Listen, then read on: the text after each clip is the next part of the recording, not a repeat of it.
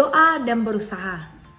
Adi dan Pram adalah dua orang sahabat yang selalu pergi sama-sama ke sekolah. Karena rumah mereka dekat dan jarak mereka ke sekolah juga tidak jauh.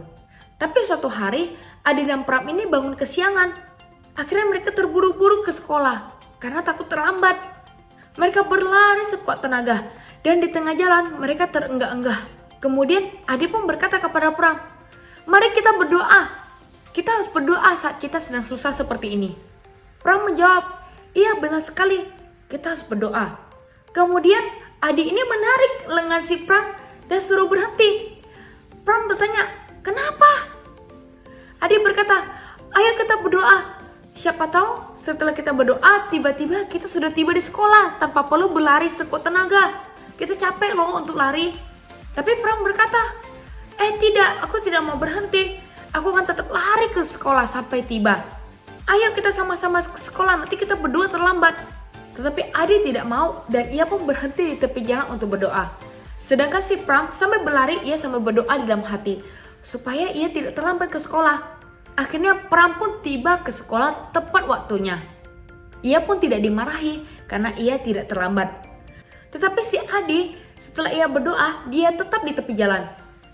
Adi tidak tiba-tiba ada di sekolah. Akhirnya ia pun berjalan ke sekolah dan akhirnya dimarahi karena ia terlambat. Adik-adik, benar ketika kita sedang susah, kita harus berdoa dan minta pertolongan Tuhan. Tapi bukan berarti kita tidak perlu berusaha loh. Kita harus berdoa dan juga berusaha semampu kita.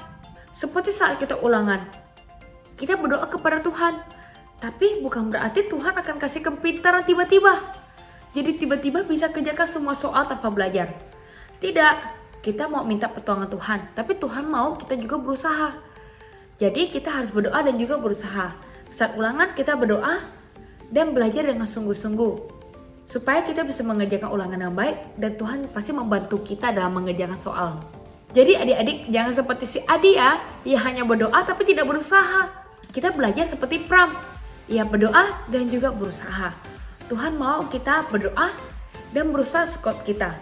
Tuhan pasti menolong kita saat kita berdoa dengan sungguh-sungguh dan juga berusaha dengan sungguh-sungguh.